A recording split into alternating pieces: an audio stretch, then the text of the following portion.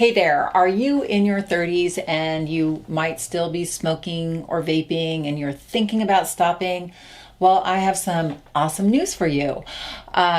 Most people actually stop in their 30s. They stop smoking and vaping in their 30s. And in this video, I'm going to get into 3 really specific reasons why people stop in their 30s and how, if you are still smoking or vaping, you can stop smoking, how you can start really beginning that journey of stopping smoking, because this is your time. It really is. My name is Rita Black. I am a clinical hypnotherapist and a smoking cessation specialist. And I am actually also a former big time smoker. I used to smoke a pack and a half a day, and I actually stopped in my 30s. So, I have news for you. But I'm also going to offer you a seat in my master class called How to Stop Smoking or Vaping Without Withdrawal, Cravings, or Weight Gain. And you can probably find that somewhere below. But first, let's dig into why most people will quit smoking or vaping in their 30s.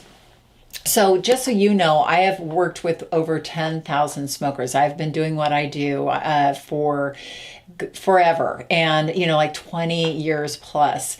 And so I've seen a lot of smokers, and the majority of people when they come to me are in these like age ranges. 31 to 39 is a huge age range where a lot of people come to see me. And I'll even narrow that. Sometimes it's like a little like 31, 32 and to like 36, 37. But there are those people who are stopping smoking before they turn 40. But then there's also those who, like get into their early 30s and they're like, I'm done. So, but the 30s are the big kahuna time that people do quit smoking, and for these following reasons. One, the obvious one is physical. So, you probably used to be able to smoke a ton of cigarettes in your 20s. Wake up the next morning and go run a marathon, right? Or vape, your brains out and go and surf or, climb a mountain and no problem, not even bat an eye. Well, as you get into your 30s, folks, for a lot of us, that changes big time. And the majority of the reason, obviously we've been smoking for longer. We are starting to age. And in this age range is when our hormones actually begin to change. And smoking impairs your hormones. I could get into a million reasons why, but just majority of, there are hormonal things that happen when we smoke, and as we get into our 30s, it starts to impact us more. So maybe you're feeling a little more of that energy suck. Maybe you're starting to worry, maybe you're feeling it a little more in your lungs or your throat, or coughing a little bit. Or maybe you're just like kind of concerned because maybe you're thinking about starting a family or something, and you're worried like, is this going to impact my fertility? There's many of those reasons, and those reasons start to weigh a lot more heavily on people as they get into their 30s, because we're kind of invincible in our 20s. But as we get into our 30s, we start to kind of settle into our lives, and we start to see that there is a path ahead of us, and that we kind of want to be healthy on that path of life, and that we're going to have to start to be mindful about that and start to pay attention to that. So that is one of the reasons why people start to say, I am not invincible. I want to be healthy. I want to maintain my good health. Let me put this aside. Or I want to, think about starting a family. Let me grow out of this. Okay. So that's one. A second thing is mentally, it starts to bug you, again, up until we're in our 30s, we are kind of developing still mentally, and our 20s are kind of a really chaotic decade. A lot is going on in our brain in that decade. We have to make a lot of decisions. There's a lot of angst in our 20s. We don't have a lot of confidence in ourselves yet, so we use smoking as a crutch. And that kind of makes sense. Like, oh, it's the thing that's always there for me. But as we get into our 30s, our brains are now fully mature. And we start to feel more mature. We start to sit in our lives a little more. We start to feel a little more smart, a little more wise. We're starting to master life a little bit.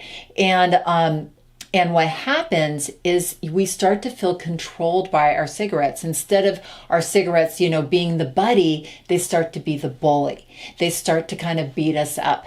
They start to, because we give so much power to cigarettes. Oh, I need them in order to wake up in the morning. I need them to drive my car. I need them to think. I need them to feel emotions. And there's a part of us that's like, really? Because, we're kind of figuring it out, and it's kind of getting in the way, of you moving forward with your life. It's not really helping you anymore. It's kind of getting in the way, and as other people around you maybe start stopping smoking, we start to, instead of being in the pack with everybody smoking, we start to be the one that's like stepping back and going outside while everybody else stays in the conversation. So mentally, it starts to take our confidence away from us rather than give it to us. I hope that makes sense. The third thing is even more intriguing, and that is the sense of mastery.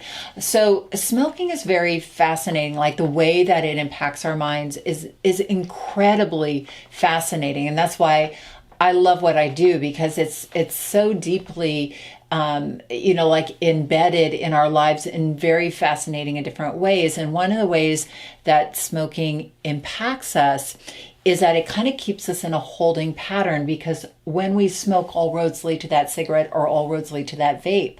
So feel a feeling, smoke a cigarette. Get stressed out, smoke a cigarette. Happy, cigarette. Sad, cigarette. Cigarette. And, or vape, jewel, like all roads lead to that thing. And what that does is it keeps us in this holding pattern that starts to keep us from evolving forward and feeling that, like, I'm learning to feel my feelings as a non-smoker. I'm learning to, there's a part of us that yearns to evolve and to be our best selves. But when something else is pulling us back, and the part of our brain that smokes, that part of our brain doesn't care about us. It doesn't care about you or your evolution or you're feeling great about yourself. It just wants you to smoke that next cigarette or to puff on that vape even more. It's kind of selfish, that part of your brain that smokes.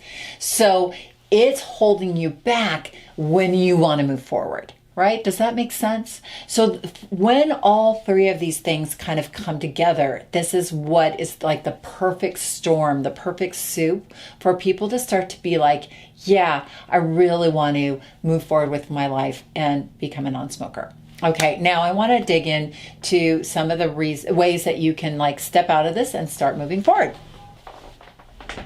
Okay, so how do we begin to stop smoking or put cigarettes or vaping in our past?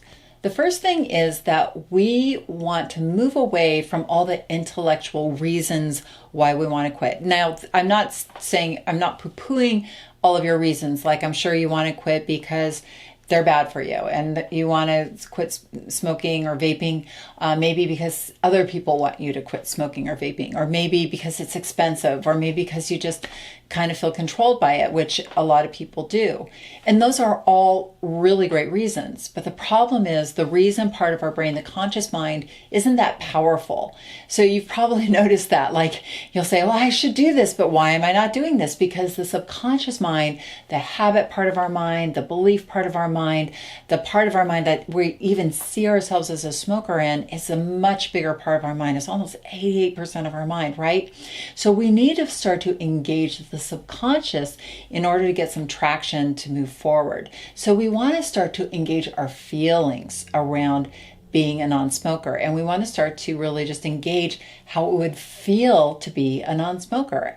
And one of the ways you can just do it is start to imagine what it would feel like to wake up in the morning and feel free and not have to reach for your cigarettes, but instead like get up and go for a walk or a jog.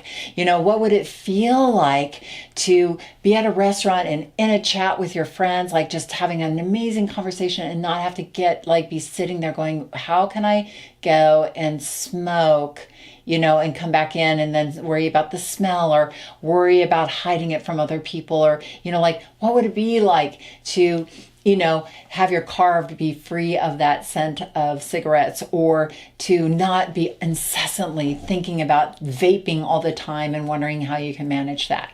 So focus on the feeling of freedom and your mind that will engage a bigger and deeper, more expansive part of your mind to get you moving in the right direction.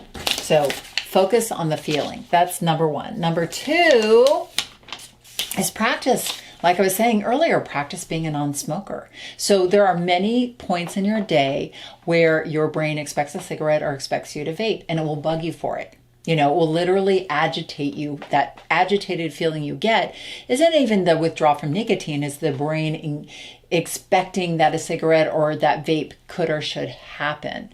So what you can do to start to retrain your brain is to instead imagine or practice, like when you're laying in bed in the morning, practice being a non-smoker, having your coffee in the morning as a non-smoker, and then actually practice that day being a non-smoker, having your coffee. Instead of trying not to smoke, you're just practicing being a non-smoker, or driving to work without smoking and just engaging, like being a non-smoker, driving your car. So when you start to practice in your mind ahead of time, not just trying not to smoke in the moment, but when you start thinking about it ahead in your mind, you're starting to engage that subconscious mind, which is your imagination. Our imagination is in our subconscious mind, and it's very creative. So start to imagine that ahead of time, and you're going to start to, because we give so much of our power away. Like, I need it with my coffee in the morning. I need it when I drive. We give so much of our power away. You're starting to take that power back. So the third thing you can do is just to start to visualize who you want to be as a non-smoker. Think of all, when people become non-smokers, and again, I've helped thousands of people become non-smokers. And the greatest joy in my career is getting emails or texts or phone calls from people who I've helped quit smoking 10 years later and 15 years later, and because people don't forget you when you help them stop smoking. It's like kind of cool. And they'll say, Rita, when I left your office and I was a non-smoker, I did your program online, I became a non-smoker, it changed me. And it wasn't just becoming healthier, but because I made such a huge shift in how I saw myself in the world, and it was such a huge accomplishment. That gave me so much confidence in being able to go out and do that next thing, like go back to school or get that new job or ask my girlfriend to marry me. Like a lot of people call it, like, I, quit smoking and then I got married and I now have this amazing family, or that I never thought I could have. Or like I quit smoking and I went back to school and I didn't think I could, go back to school, and I did that because I quit smoking. So like, quitting smoking isn't just an isolated event. It changes how you see yourself and who you are in the world. And I'm not saying smokers are not as powerful as non-smokers. I'm not saying that, but I'm saying that your experience for yourself, because smoking is so controlling, it takes so much of your power away from you, that when you get that power back and when you get that freedom, you can't even imagine how that changes you. It's so powerful.